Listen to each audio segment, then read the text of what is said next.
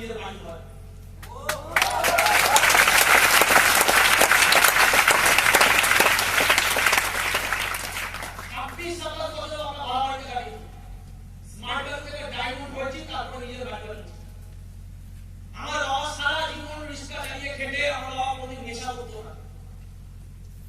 রিস্কা চালা যারা বেসিক্যালি নেশা করে আমার বাবা কোনদিন নেশা করতো না।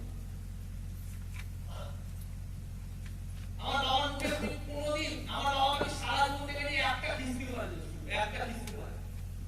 শুয়োরের বাচ্চা বাদে আমার বাবা কোনদিন কাজে কিস্তি করে, কিন্তু আমাদের মানে এমনি কথা কথা বলে নিজের বন্ধু বান্ধবের সাথে আড্ডা মারতে বলে, বাট খুব জেন্টলম্যান টাইপের আমার বাবা। আমার বাবা খুব জেন্টলম্যান টাইপ, রিস্কা চালা খুব জেন্টলম্যান। কোনদিন বাজে কিস্তি খাওয়াই খারাপ আচরণ করা, একদম সভ্য ভদ্র নম্র মানুষের সাথে ওয়েল বিহেভ যারা যারা আমার বাড়িতে যারা তারা ছিলেন আমার বাবা। আমার বাবা সারা জীবন সবকিছু করে, আমার মা খুব ভালো ম্যানেজমেন্ট করে, সবাই মা করে, আমার মা ওই টাকায় খুব ভালো ম্যানেজমেন্ট করে সংসার চালিয়ে সারা জীবন জমিয়ে যতটা জমিয়ে সারা জীবনে আমাদের বাড়িতে সারা জীবনের খাটনি দিয়ে আমাদের বাড়িতে শুধুমাত্র আমার বাবা বিলাটির মতো জায়গায় 1.5 কাঠাও জমি কিনতে পারে, যে জমির টোটাল দাম হয় 4 লাখ টাকা। তাহলে সারা জীবন খেটে আমার বাবা 12 বছর বয়সে রিক্সা চালায়, 12 বছর বয়সে, যখন ওনার 12 বছর বয়স তখন থেকে রিক্সা চালানো শুরু করেছে, কারণ ফ্যামিলির অবস্থা খারাপ ছিল। তখন থেকে শুরু করে সারা জীবন রিক্সা চালিয়েছে, 50 বছর রিক্সা চালিয়ে 4 লাখ টাকা দিয়ে একটা 1.5 কাঠা জমি কিনেছে। বাড়ি বানানোর কাজে জমি কিনতে সারা জীবন লেগে গেল। বাড়ি বানানো কি করে বলছে, যাও মোড়া আগে নিজের বাড়িতে থাকবো, একটা টিনের হোক বাড়ি বানাবো। খুব আশা পড়াশোনা খুব ভালো পড়াশোনা বা পড়াশোনা কিছু করবে, কিন্তু পড়াশোনা তো করলে স্মার্ট হয়ে করে পড়াশোনা তো বছরের পড়াশোনা করে ইনকাম করে না, পড়াশোনা শুধু বড় বড় টুকাই নয়। এই পড়াশোনার সাথে বাড়িতে কোনো কথা বলে না, কারণ পড়াশোনা কিন্তু হয়, পড়াশোনা বাবা কষ্ট করে না, পড়াশোনা বড় ইনকাম দেয় না, পড়াশোনা একটা 10 টাকা কাজ করলে করতে হবে, কিন্তু করে না। পড়াশোনা পাগল, পড়াশোনা শুধু মুখে বড় বড় কথা, পড়াশোনা শুধু স্মার্ট বাড়ি করছে, বছরের পর বছর স্মার্ট বাড়ি করছে। এই পড়াশোনা জানোয়ার, যা বাবার সাথে কথা বলে না, কারণ এই পড়াশোনা জানোয়ার। এই পড়াশোনা কখনই খেতে দেয়, আমার মা কখনই গালাগালি দিয়ে খেতে দেয়।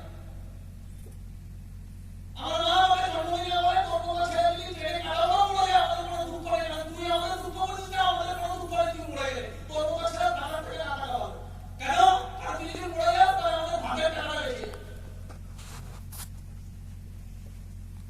তাহলে এত কিছু বলার পর আমি কি জীবনে কোনোদিন আমি স্কুলে র্যাঙ্ক করিনি, এমন কোনো বছর ছিল না। আমি কি চাইলে একটা চাকরি করতে পারতাম না? আমি সেই যে বন্ধুগুলো র্যাঙ্ক করেছিলাম 99% বন্ধু আমাকে চেয়েছিল, ওরা যদি একটা চাকরি করে ভবিষ্যতের কথা ভাবতে পারে, তাহলে আমি স্কুলে কোনোদিন জীবনে টপ 10 এর নিচে যাইনি, তাহলে আমি কি একটা চাকরি পেতাম না?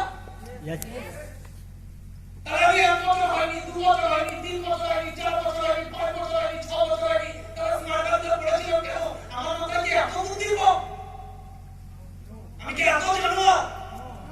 আমার বন্ধু বান্ধবরা দেখছি বাড়ি দিয়ে ঘুরে বেড়াচ্ছে, আমি চাইলে পারতাম না মুক্তি করতে, আমি চাইলে পারতাম না প্রেম করতে, আমি চাইলে পারতাম না জীবনটাকে এনজয় করতে, কিন্তু আমি এই স্মার্ট কার্ড ট্রেনিং এর অশেষ আশীর্বাদ, যে জীবনে পেন নিতে শিখে গেছি, জীবনে ভিশন নিতে শিখে গেছি, যে জীবনে মুক্তি করে বেশি দিন যাওয়া যাবে না, কষ্ট করতে হবে, ভবিষ্যৎটা আপনাদেরকে কষ্ট করতে হবে।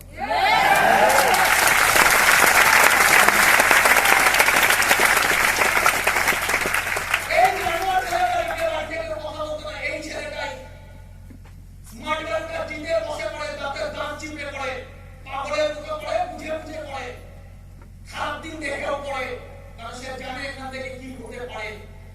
দীর্ঘদিন ট্রেনিং নেওয়ার পর আমার ভিশন ক্লিয়ার হয়ে গেছিল, ওকে যে যার করুণা আমি জানি বিজনেস কোথায় নিয়ে যাবে, আমাকে জানি এর পটেনশিয়াল কি, জানি এর গ্যারান্টি কি, যেন হবেই এই বিজনেস। তারপরে ডায়মন্ড মানি, ডায়মন্ড মেরে ওই বিলাটিতে ফার্স্ট 1.5 কাঠা জমির উপরে 30 লাখ টাকার